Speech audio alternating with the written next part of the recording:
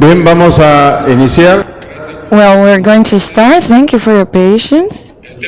The subject is forest fires. And please, can you hear the English translation? Yes. Well, we do not have this subject prioritized at the COPs, and it seems to be a very big contradiction. You cannot have a climate agreement when a forest and fire will take 80 to 100 years. 100 years. Carbon market, red, the agreements, nothing, it will serve nothing. So the indigenous peoples of Peru have drafted a detailed climate strategy with 15 points and several concrete activities. So I will ask for you to screen the first video, please. It's an indigenous work video in action in the field. So talking about fires, the first video. Stephanie, can you please? First video, the shortest one. Well, in the meantime, I'm going to present. It's too low, the volume is mute. And then we can you go back from the start, please? No, it's mute. Well, I'll start presenting the panelists. Please raise your hands as I call you. We have Samuel Pinedo from the Quichua people from the region of San Martin, from Peru. We have our brother Kline Chauca from the Asháninka Nation in the central area of Peru. Sister Teresita Antazu from the Yanesha people, and the national head of AIDESEP. AIDESEP is the National Organization of Indigenous People and the director of the Indigenous Women's Program in AIDESEP.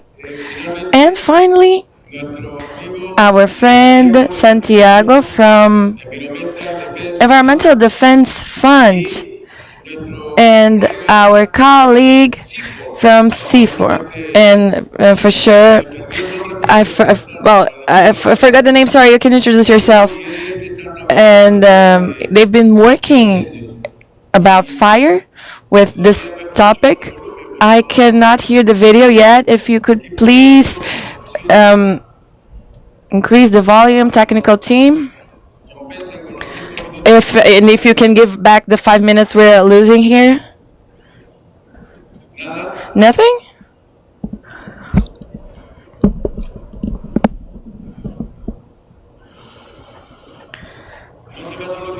Well, you cannot sort out this volume problem?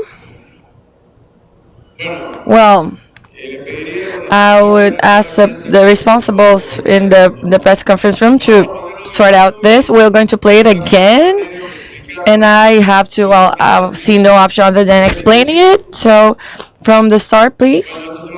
Well, these are the images of the Ene River. There's a fire that in 3 months, 1,000 hectares can be burned. Everything you can see in red. And this PAAMARI means fire management, and those in red are those in charge of controlling fire management with community capacity building, prevention, articulation with local authorities. They are the leaders who are at the field, and they are being trained to prevent a lot of wind, heat seasons, or low humidity seasons that can lead to these fires in the Amazon. This is a very important experience with drone management, GPS, and it's very important that we document the reduction in the number of fires in this area of Rio Ene, Ene River. Well, that shows us that fires is not a strange thing to indigenous people. What is new is the amount of it because of colonization, the opening of farms, indiscriminately the roads that promote more invasion of indigenous territories. And then this is the team of Asháninka, who is in the middle of their work in controlling the fire. And it's so sad that you couldn't hear it. But there's a second video that is a 5-minute video. Please, if you could sort this out.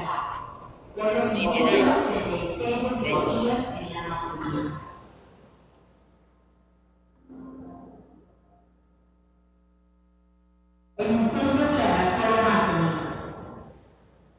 El 2024 marcó una herida profunda en la Amazonía. Según el proyecto de monitoreo de la Amazonía andina, MAP, los incendios forestales arrasaron 47.574 hectáreas de bosque primario en la Amazonía peruana. Y el sistema satelital registró más de 215.000 focos de calor hasta septiembre, un aumento del 81% respecto al promedio de años anteriores. Las llamas se concentraron en Ucayali.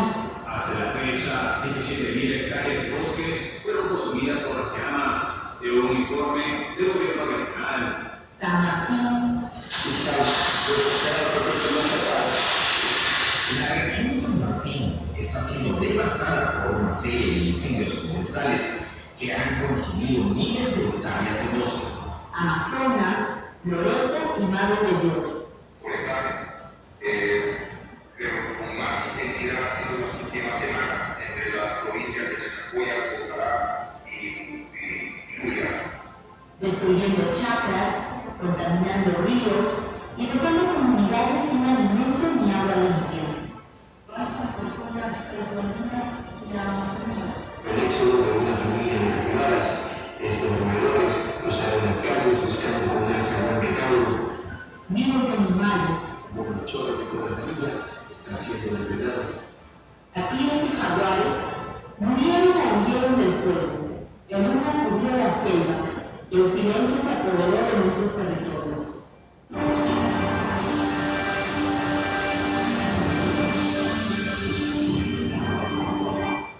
Pero frente a la emergencia, no esperamos al Estado.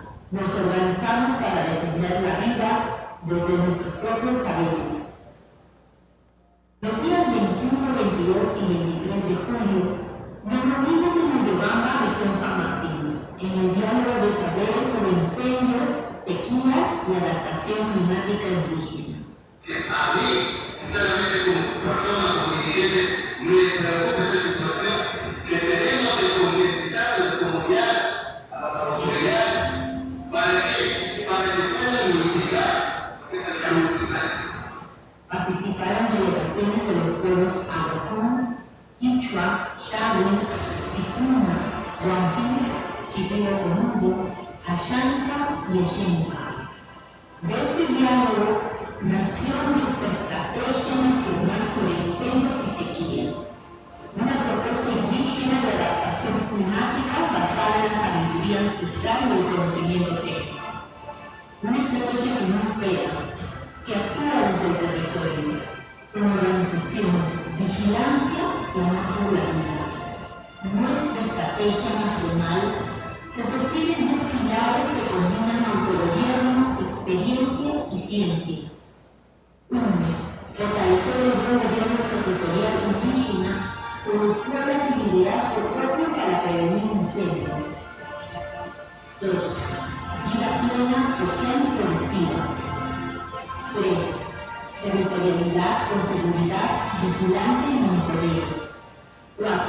Manejo indígena del fuego. 5. Alerta y acción temprana. 6. Restauración ecosistémica territorial. 7. Inversión estatal pero sin dependencia. 8. Normativa legal incluyente e intercultural. 9. Reorientación del financiamiento climático. En la Organización del Tratado de Cooperación Amazónica, OCA, y la Organización de Naciones Unidas, ONU, declaran emergencia sobre incendios y sequías amazónicos. Sanar nuestros territorios no es volver atrás, es construir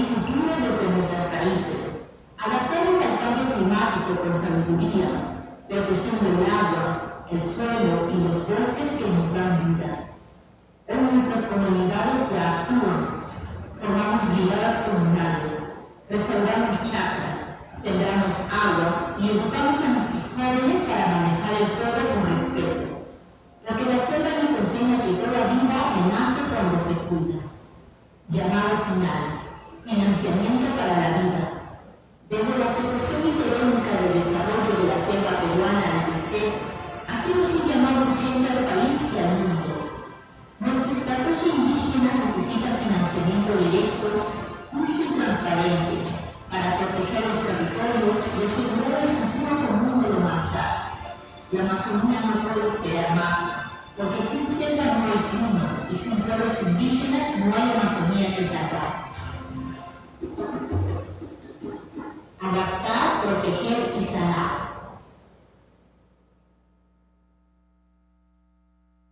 Bien. The full strategy is available at our booth, ISEC booth. You have the QR code to take a look at it with further detail. Now we're going to talk about, starting with our brother Samuel first, and then the president from the Quechua community, president of the San Martin regional chapter, where the Javi, the Quechua, and the Aguajon peoples are. The images are made from the San Martin. Well, brother, we have just 3 minutes. I'm sorry. When I sign, you will move to the other ones. Okay, thank you. Well, I believe that beyond any kind of science or actions that human beings can take, we have to look deeply in consciousness and sensitivity that these fires are the most catastrophic action that we can have in our environment. As a community, we have been holding actions to avoid these fires, but to communicate to the state, to the institutions that have to do it, they have done nothing. Everything is done by the indigenous populations who have been fighting to mitigate these threats. And so we have been reuniting constantly to strengthen and change cultural practices so these fires no longer occur. Lately in the San Martin region, we have had 3 fires that happened due to the same nature because of the rays, the electric rains in September and October, times in which there are electrical discharges that have to do with climate issues that happen in the mountains from morning to from night to overnight. They happen, and as communities, the speed of these fires, our efforts are not enough. So we need the state and the corresponding institutions to advocate. But it's too late for the reaction. But we are tired. We want to keep struggling this action that has been consuming our biodiversity. So we've been fighting, but yeah, we'll be tireless, and through our eyes we see the biodiversity being consumed, and it's very anguishing when we cannot do it all by ourselves. So we need actions, we need logistics, we need materials, we need to prepare ourselves to react when these anomalous reactions occur. Thank you so much, Samuel. Now Samuel is from the north of Peru. Now we go to the center of Peru when we have our brother from from Asháninka Nation, from the regional chapter of AIDESEC, who's organizing this conference, and we'd like to hear your opinion. Hello? Yeah, can you hear me? Okay, thank you. Well, I would like to greet this great event, COP30, here in Brazil, Belém do Pará. We're here to bring our voices as indigenous people, as Amazonian people. If you saw this video, for sure you were able to understand everything and to hear everything, but at least in images you were able to see. Actually, the state, well, I'm going to tell you, dear attendees, dear delegates, I hope this, I hope you can, this is being broadcast to other countries in the world, how the Peruvian state, for all the friends and colleagues who are struggling, the Peruvian state is not prepared for these kinds of fires. The Peruvian state or the Peruvian government is prepared to create more fire in the Amazon because they do not have a plan. And still, we as indigenous people, as a government of originary people, we have a plan. And this plan is called ancestral knowledge. This plan is called ancestral wise people who every year, with the own nature, there's an indication. And for this reason, we coordinate with the leaders, the native community leaders, to have this preventive actions. And you know, what is the reaction of the state when the damage is already done? Say they see the damage, but they don't see before it. There's a very clear example that we can mention in the indigenous people from Brazil. The government itself burned these territories, these people's territories, to take it away from them. This is the end of the state. And still, with this precision, I should tell you, we're going to have 31 COP, 30 COP, COP31, and we're still talking about fire. We're still talking about climate funding.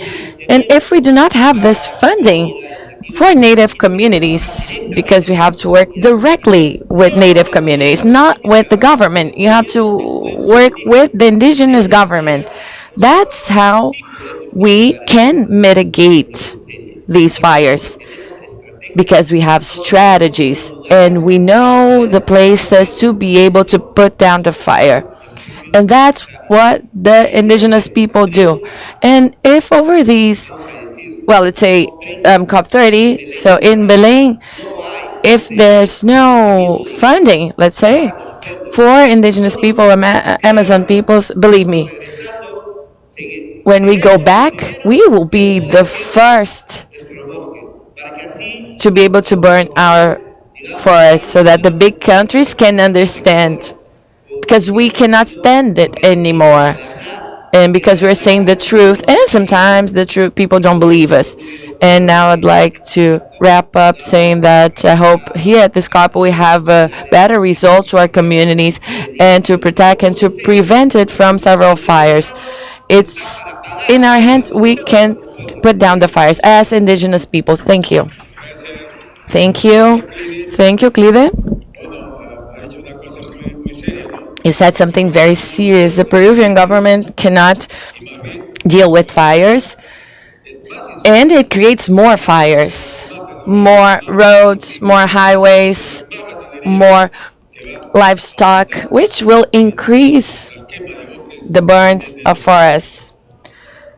So let's move on to our sister Teresita Tasu from the Janesha people, from the Central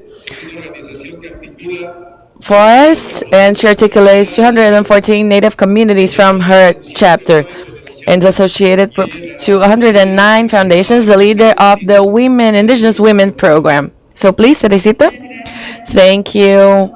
Well, in this opportunity, we're here in this COP30, because we'd like you to hear our voices. We want you to take our requests. We want you to feel what we are feeling when we lose our territories. And we have been fighting, defending our territories, because this is our life. We have been taught, our parents, our grandparents taught us that our territory is our life. because our mother is the earth, our father is the sun, and everything we have in nature is our family. That's why we love it. And when these fires happen, which oftentimes we have heard that they were provoked and no one has investigated anything. The state doesn't say anything about those themes. And we, as indigenous people, as communities, that concerns us a lot. We are concerned because we can see deforestation. Burning down a space is terrible. I would like you to see it at the moment it's burned, how the fire spreads and there's smoke for several days in front of us. It's terrible. So we come to this forum to ask. We ask for your help, your support to our communities, to our children, to our mothers, to our community as a whole. For us, it is important that we can, after these fires, that there are alternatives, that we can have direct funding to the organizations, to indigenous organizations that will help these communities. Because what is the point of having help from NGOs and the state doesn't bring it to us? So I asked for capacity building about this fire team, and I asked the funds to put in the effort to help us reforest, to help us to go back to build our forest. It's not easy. So now, if we have lost everything, what are we going to eat? How are we going to support ourselves? Because we live from the forest. So we request, help us, bring plants, bring seeds, water, any kind of support that's going to be welcome to these communities. And we would like this are actually benefited. I want these to go back to my brothers and sisters, for us to be able to hear in this event that someone is going to help us directly, help the communities, help the federations, the regions. Thank you very much. Yeah, actually, the Green Climate Fund agreed 50% of the funding for the adaptation, and it's not being spent. All in mitigation, all in red, all in carbon market, but adaptation in a forest that will go back in 100 years, if it will come back in 100 years after it was burned, it's unacceptable. In a country like Brazil, 20 million of hectares was burned. In Bolivia, 10 million hectares, as if it were nothing. Well, let's finish with the opinion by our partners. Let's start with Santiago. He's an employee at the Environmental Defense Fund. As a partnership with AIDESEP, we are promoting an advocacy about this subject here at the COP. Thank you very much, Roberto. And I would like to greet the intervention by all these panelists. And I think this COP is creating a moment around this topic of fires. There are actions that are being reported. It's like the one that happened a few days ago. There is the 5-HOP organization and some other in the United States.